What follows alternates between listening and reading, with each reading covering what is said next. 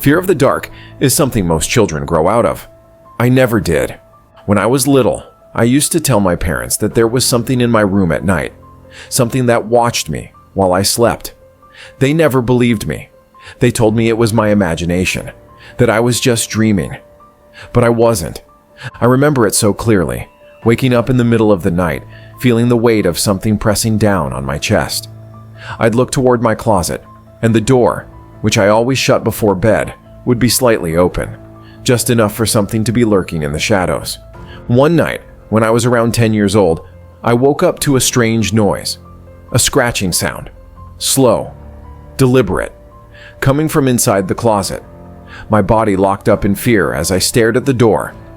Then, as if in a nightmare, I saw it. A hand, long and thin, pale as bone, slowly reaching out from the darkness. It didn't grab anything. It didn't move quickly. It simply waved at me. I screamed so loud my father came running into the room, but when he flicked on the lights, there was nothing there. After that, I never left my closet door open. I slept with the light on for years. I tried to convince myself it had been my imagination, but deep down, I knew better. Some things don't live in our imagination. Some things are real. 15 years later, I had mostly convinced myself that what happened back then was just a childhood nightmare. I had moved to a new city, gotten a stable job, and lived in a small apartment with my roommate, Alex. By the time winter arrived, Alex had left for the holidays, and most of my neighbors had gone as well. The building was eerily quiet, the usual sounds of people coming and going replaced by an overwhelming stillness. That night, a snowstorm raged outside, the wind howling against my windows like a restless ghost. The heater in my apartment struggled to keep up, and even under layers of blankets, I could still feel the biting cold. I spent most of the evening trying to shake an odd sense of unease. Maybe it was the silence, the emptiness of the building, or just the way the snow outside made the world feel dead. By the time midnight rolled around, I was exhausted. I checked my phone one last time, turned off the TV, and crawled into bed. The heater hummed in the background, the only sound breaking the eerie quiet. Then, just as I was drifting off, scratch, a soft, slow scratching sound. At first, I thought it was just the wind, but then I heard it again. Scratch, closer. My eyes snapped open. The room was dark except for the faint glow of my phone on the nightstand. My heart began to pound as my ears strained for any other sounds. Then I saw it, the closet door. It was slightly open. I was sure I had closed it before bed. The scratching came again, this time from inside the closet. My breath hitched in my throat as I slowly reached for my phone, my fingers trembling. I turned on the flashlight and aimed it toward the closet. For a moment, there was nothing, just darkness. Then the door creaked open a little more, and something crawled out. A thin, pale figure, its limbs impossibly long, its fingers tipped with black, jagged nails. Its skin was almost translucent, stretched too tightly over bones that didn't seem quite human. And its face, God, its face. There wasn't one. No eyes, no nose, no mouth. But I felt it looking at me. I couldn't move. I couldn't breathe. It tilted its head as if studying me. Then slowly, it reached out, dragging its fingers across the wooden floor, making that same sickening scratching sound. I tried to convince myself I was dreaming, but I wasn't. Then, just as it was about to reach the edge of my bed, it stopped. It leaned forward, pressing its weight onto its fingers, its head tilting even more. Then, in the most horrifying, unnatural way, it smiled. It had no mouth, no lips, no teeth. But somehow, in a way I can't explain, it smiled at me. And then, as if satisfied, it crawled backward, inch by inch, into the closet. And with a soft click, the door shut completely. I didn't sleep that night. I sat in bed, frozen, my heart still hammering against my ribs. When the morning light finally streamed through my window, I forced myself out of bed and ran to the closet. I yanked the door open. Nothing. Just clothes, shoes, an empty space. But on the floor, deep, jagged scratches. trailing from the closet to the edge of my bed. I packed a bag and left that day. I moved to a new place. For a while, I thought it was over. But I was wrong. Years passed. I got married. We bought a house. And for a long time, I thought maybe, just maybe, it had been all in my head. Then last winter, it happened again. One night, I woke up to the sound of scratching. Not from a closet. From under my bed. My blood ran cold as I listened. Scratch. Slow. Deliberate. I turned toward my wife, still asleep beside me. She hadn't heard it. But I had. I reached for my phone, my hands shaking. I turned on the flashlight and aimed it at the floor. And then, from under the bed, I saw a hand reach out. Long fingers, sharp nails. And then, it waved at me.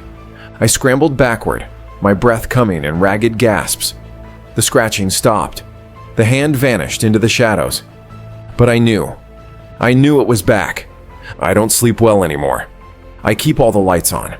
I check under the bed, in the closet, behind every door. But I know it doesn't matter. Because when the lights go out, when the world is silent, and the night is at its deepest, I hear it, that slow, deliberate scratch. And I know it's still watching me, waiting. And one night, it won't just wave. It will crawl out again.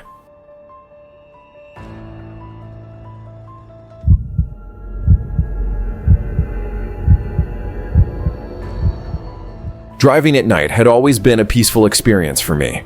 There was something calming about the empty roads, the way the headlights illuminated the darkness ahead, and the quiet solitude of being alone with my thoughts. The world seemed different at night, quieter, almost dreamlike. But after one horrifying night, I would never feel at peace on the road again. It was late December, and I was making the long drive home after spending the holidays with my parents. The journey was nearly 7 hours, and I had left much later than planned. By the time I reached the halfway point, the highway had become a desolate stretch of nothingness, surrounded by dense snow-covered trees. The world outside my car felt eerily silent, the snow muffling all sound. There were no other vehicles, no distant lights, just the endless dark road ahead. Occasionally, I would pass an abandoned rest stop or an old dimly lit gas station, but there was no sign of life. It was just me and the road. Then, around 2 a.m., I saw him. At first, I thought I was imagining things. Just ahead on the side of the road stood a solitary figure. He was motionless, standing just beyond the reach of my headlights. My heart gave a small, startled jump as I passed him. His face was obscured by the darkness, but I could make out the shape of his body. Tall, thin, and strangely still. I barely had time to process what I had seen before I was already past him, my car speeding forward into the endless night. A chill crept up my spine, but I tried to shake it off. Maybe he was a hitchhiker. Maybe his car had broken down. Maybe he was just some reckless traveler who had wandered too far from civilization. But something about him had felt wrong. A few minutes passed and I began to relax again, convincing myself that I was just tired. But then I felt it. A shift, a slight change in the weight of the car, like someone had gotten in. I stiffened, my hands tightening on the steering wheel. My breath caught in my throat, my mind racing through a dozen possibilities. It was ridiculous. I had locked my doors. I was alone. There was no way anyone could have entered my car. But the feeling wouldn't go away. I swallowed hard and slowly glanced at my rearview mirror. The back seat was empty. At least it looked empty. But I couldn't shake the horrible sensation creeping up my spine, the feeling that someone was sitting there, just out of sight. The air inside the car had changed. It felt thick and heavy, pressing down on me. My skin prickled with an icy chill. I turned up the heat, but the cold feeling remained. Then, just as I started convincing myself that I was imagining things, I heard it. A slow, shallow breath. It was soft, faint, barely more than a whisper. But it was there. Someone was breathing in my car. A surge of panic rushed through me, but I forced myself to stay calm. I couldn't look back. I didn't want to see what was there. Instead, I kept my eyes locked on the road, my pulse pounding in my ears. Then, in a voice that was low and hollow, I heard words that nearly made me lose control of the car. "Take the next exit." The voice was neither loud nor threatening, but it didn't sound human. It echoed inside my head, as if the words were coming from deep within me rather than from a real person. My hands clenched the steering wheel so hard my knuckles turned white. I had never been more terrified in my life. I refused to take the exit. Instead, I pressed down on the gas, my car speeding up. I didn't care about the icy roads. I didn't care if I skidded or lost control. I just needed to get away. For a long moment, the presence behind me didn't move. But then, slowly, unnaturally, I saw it in the mirror. His head turned toward me. It didn't move like a normal person's head should. It was too fast, too jerky, like a puppet being yanked into motion. And then, I saw his face. Or rather, the lack of it. His features were blurred like a distorted photograph, his face smeared and indistinct. No eyes, no nose, just a swirling mass where a human face should have been. I screamed, and in that instant, he was gone. I don't remember much after that. The rest of the drive was a haze of fear and adrenaline. I kept glancing at the back seat, expecting him to reappear, but the car remained empty. Yet the feeling of being watched never left me. When I finally pulled into my driveway, I sat in my car for a long time, afraid to move. I kept looking in the mirror, half expecting to see him sitting there, waiting. But there was nothing. Finally, forcing myself to breathe, I reached for the door handle and stepped out into the freezing night.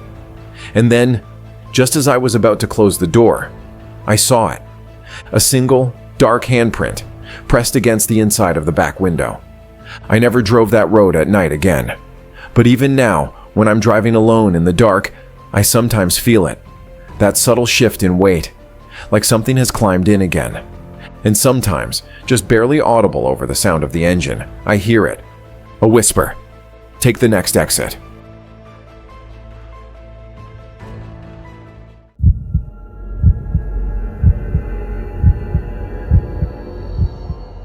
I never believed in ghosts. Not really. I was always the type to laugh at horror movies, to roll my eyes at ghost stories told around the campfire. I thought people who claimed to have seen spirits were either lying or had overactive imaginations. But then I spent the winter alone in that mountain lodge, and now I know better. It was supposed to be an easy job, a caretaker position for an off-season resort tucked deep in the mountains. The owner needed someone to stay through the winter, keep the place from falling into disrepair, and wait for the heavy snows to pass before the guests returned in the spring. It sounded like a dream, a beautiful, sprawling lodge with panoramic views of snow-covered peaks.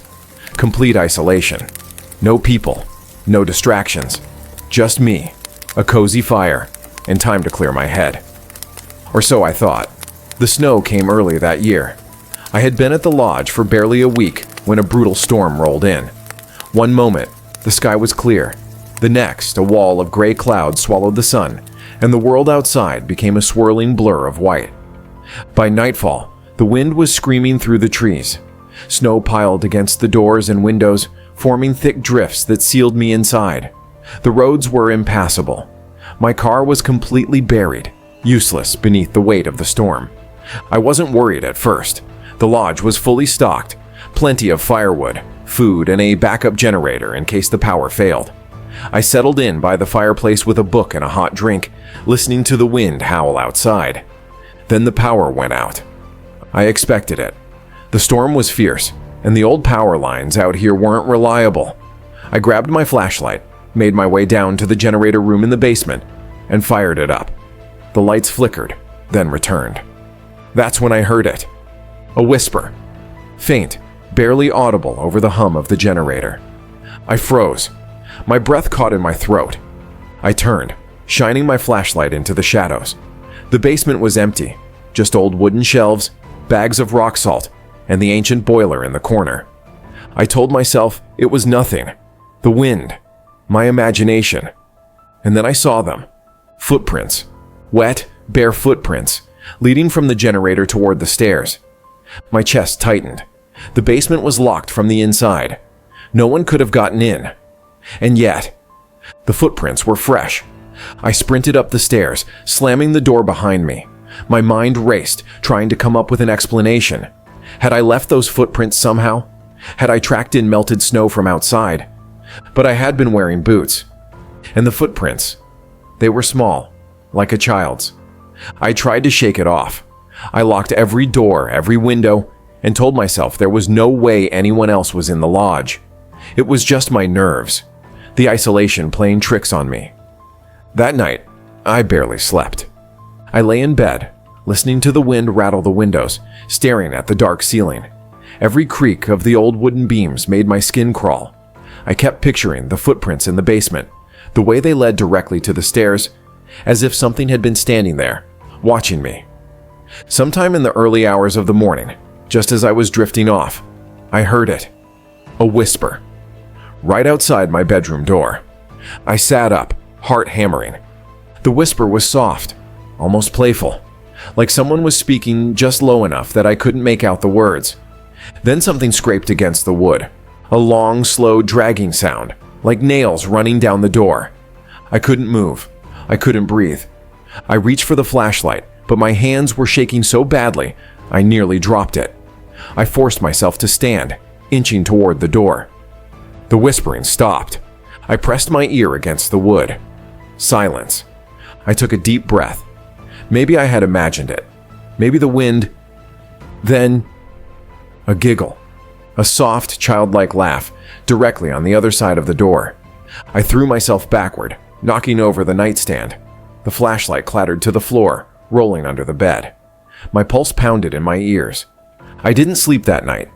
I sat in the corner of the room, clutching a fire poker from the hearth downstairs, waiting for morning. The next day, I found more footprints. They led from the hallway outside my room, down the stairs, and out onto the porch, into the snowstorm. The door was still locked. No footprints came back inside. I had two options: stay and wait out the storm, or leave. I tried to convince myself I was overreacting. Maybe the footprints had always been there, and I just hadn't noticed. Maybe the whispers were just my mind playing tricks on me. But then, at exactly midnight, the power went out again. And this time, when I went down to the basement, I wasn't alone. The footprints were back, fresh, wet, leading to the generator. I held my breath. My flashlight flickered. Then the whispering started. This time, it wasn't faint. It was right beside me. I turned slowly, the beam of the flashlight sweeping across the room. And that's when I saw it. A figure, half hidden in the shadows. Small, childlike. But its face wasn't right. Its mouth was too wide, stretching unnaturally, filled with too many teeth. And its eyes, black, empty, hollow. It grinned. "Let me in." I ran. I don't remember how I got back upstairs. I don't remember grabbing my coat or forcing the door open against the heavy snowdrifts. I just remember running into the storm, the cold burning my lungs, the whisper still echoing behind me. I barely made it to the next town. A truck driver found me, half frozen, stumbling along the highway. I never went back to that lodge. The owner called me months later, asking why I had abandoned the job. He said no one had taken my place, said the lodge had been empty all winter. But when the snow melted, he found something strange. Small bare footprints, leading up to my bedroom door. And the last thing he heard before he left, a whisper, "Let me in." The dead of night hides things we can't always explain. Whispers in the dark, figures lurking just out of sight, and shadows that don't belong. These stories remind us that when the world falls silent, something else might be listening. Have you ever experienced something truly terrifying in the middle of the night? A chilling encounter, a presence you couldn't explain? If you have a real-life horror story, we'd love to hear it. Send in your own scary experiences, and who knows, your story might be featured in the next episode. And if you love horror, follow for more, because the darkness is always watching.